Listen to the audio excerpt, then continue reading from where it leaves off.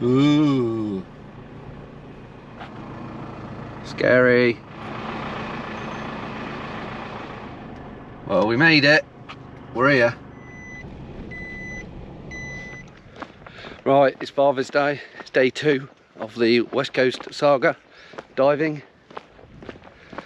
It's a lovely day today. Just take a look at this, look. Boat's waiting for me again on the end of the pier, can't ask more than that.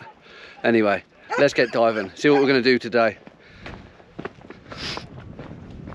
So what we're doing today, I think we're going to do a couple of shipwrecks on the Gruns. So the Gruns are pretty bad. You know, it's had its fair share of shipwrecks. It's had one of the largest in the world actually. It's had the Elwood Mead, which was an iron ore carrier. That got stuck in it. It's had the Breeseys. The Breeseys turned around and run for Vazon and then I'm sinking. But there's 2 wrecks on that one. Well, there's more than 2 wrecks on that one. 2 known ones. So there's the Dagenham and the Ware, which are old steamers. So let's go and see if we can find them.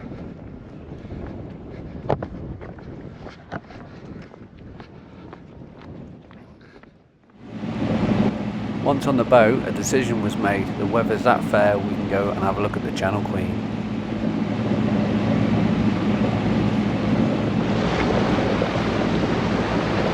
So it's that one, Rooster Mare? Rooster Mare, that's the one we were alongside yesterday. Yeah, that's yesterday's. And what's this one called, Paul? Peron and Quenol. Sorry? Peron? Peron and Quenol. Ooh.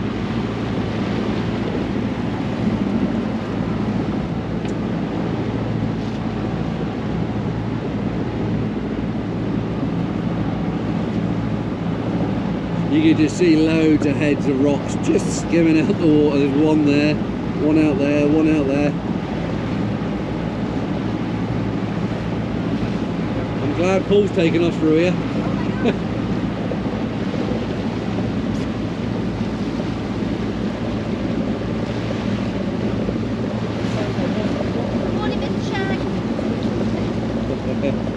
That is pretty scary.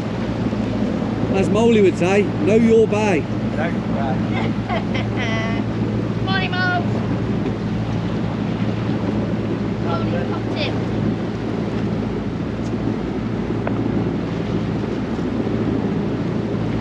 Yeah. It's like the Devil's Garden. Loads of stuff to hit. Another one just here. Devil's Garden. Another one here. A whole handful in here. Yeah, you can see 1, 2, 3, 4. And these, John, look, these 2 out here always get me when I'm coming in. Yeah, 2 there. The big one straight ahead is basically the Black Rock. You need your wits about you, that's for sure.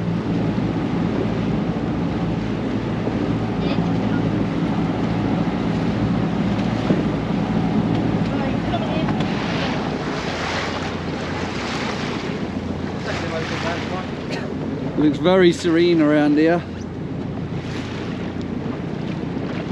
You can imagine it changing very quickly with some bad weather.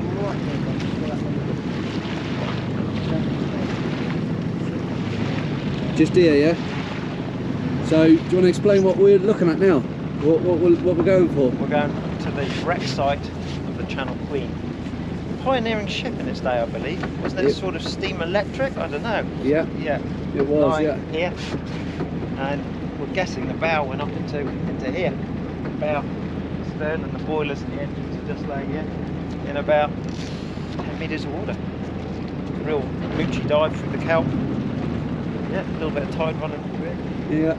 But it's a nice little dive, little mooch. So, sadly, this was the location of a few people's demise.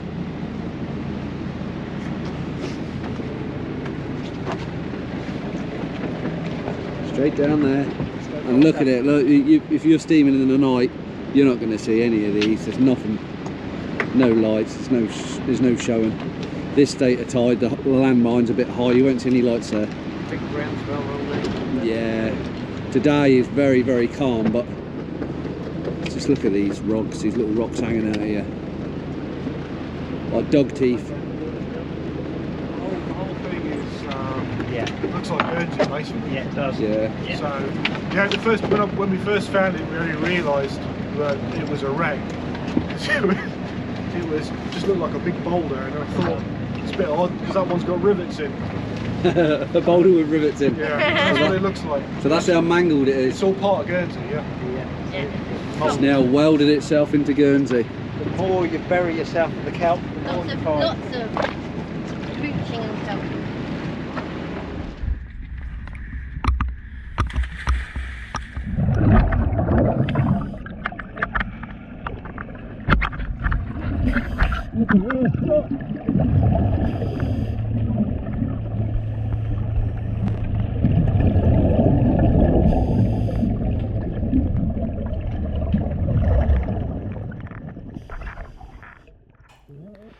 Just as Paul said, I've hit the seabed and I've noticed that this, what looks like a boulder, has actually got a pipe coming out of it. So I decided to give it a little clean, and I quickly realised it's actually an engine.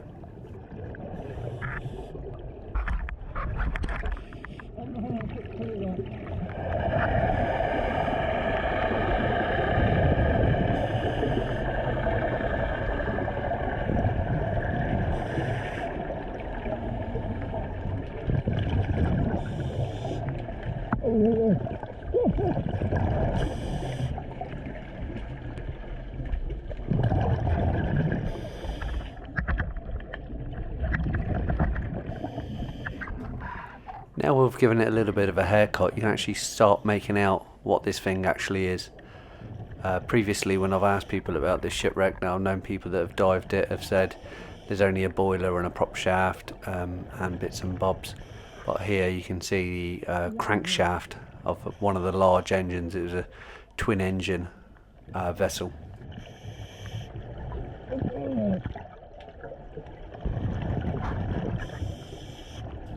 It's probably worth mentioning, I don't think this shipwreck's ever been filmed. There might have been one or two bits of short bit of footage, but from as far as I know, none of this has actually been seen.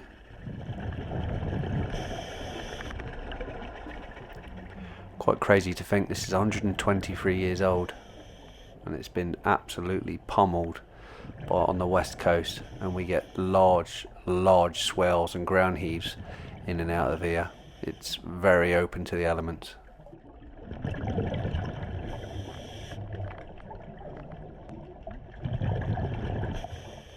So I'm looking down the length of the engine now, and you can see the crankshaft on the left, and these long tubes are the push rods, and I'm just following all the way to the top there, and that's the top of a piston, or the underside of a piston.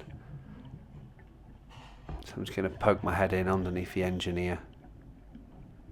It's actually relatively clean from growth, because the sun can't get down to it, and very little grows where the sun doesn't shine.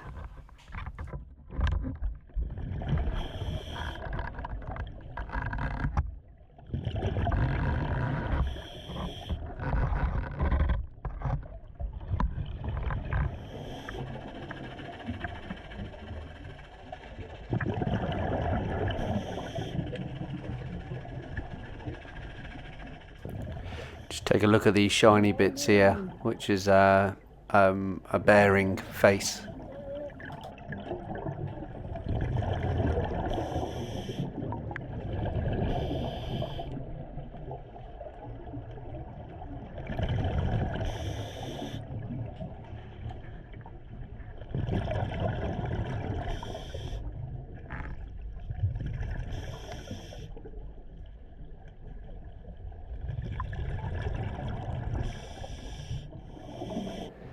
These engines were a typical triple expansion steam engine, which basically meant there was 3 separate cylinders of different pressures. So here's a 13-inch piston, a 20-inch piston, a 32-inch piston, and it had a 20-inch travel. So that's how far the pistons went up and down, and it was 800 horsepower. These engines were built in Middlesbrough by Westgarth and English & Co.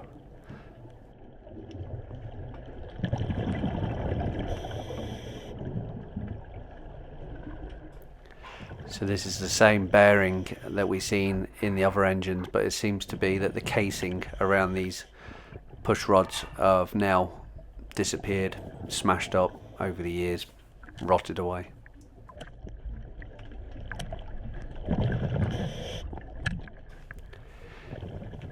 This tailgate we're pulling off is so shiny. It's got a lovely sort of lustery, glossy finish to it, and it comes up purple sometimes in the right light. Almost looks like it's got sort of like a petrol sort of coloration on it.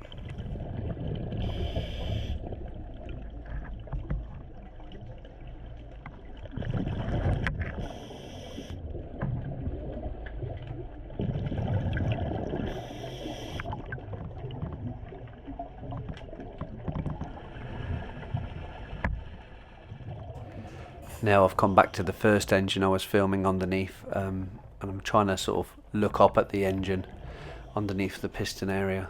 You can see someone's lost their pot rope, it's all wrapped around. You can just see how this looks like rocks. So the bit on the bottom actually is a rock, and the bit on the top is actually the engine. This is the top of the cylinders, you can see. Just work out, there's the 20-inch, and this on the end is some sort of relief valve or something similar.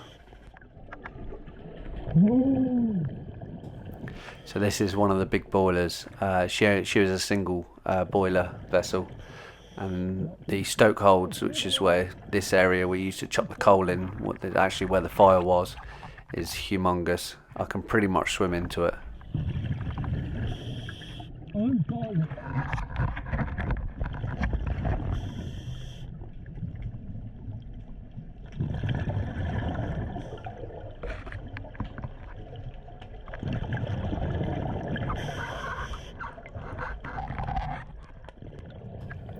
You can see it's taken a hammering over the years. Boulders have smashed against it and wrecked the outer skin.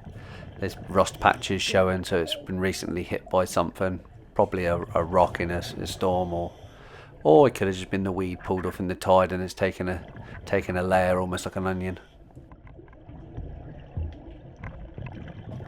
Because there's a little bit of ground heave, this bit here was trying to suck in and then blow out, and suck in and blow out, almost like a pumping heart. Ironically, at one time it probably was the heart of the ship along with the engines.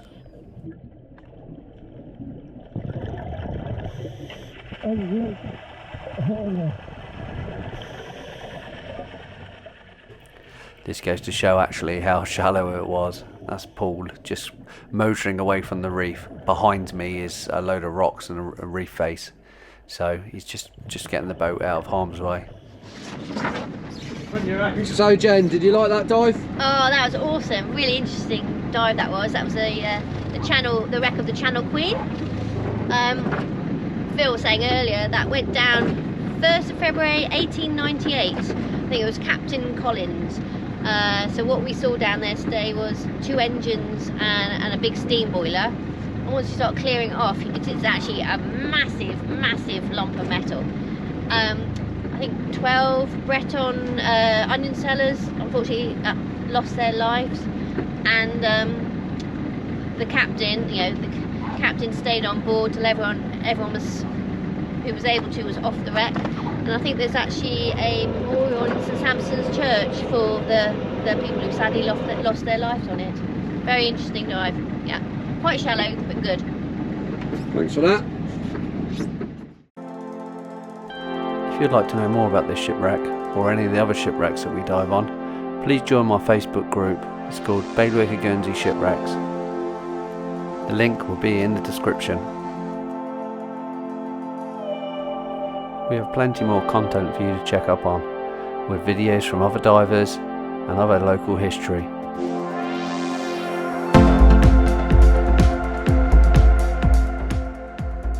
Thanks for coming along, and keep an eye out for the second part for this day's diving, and I'll catch you on the next tide.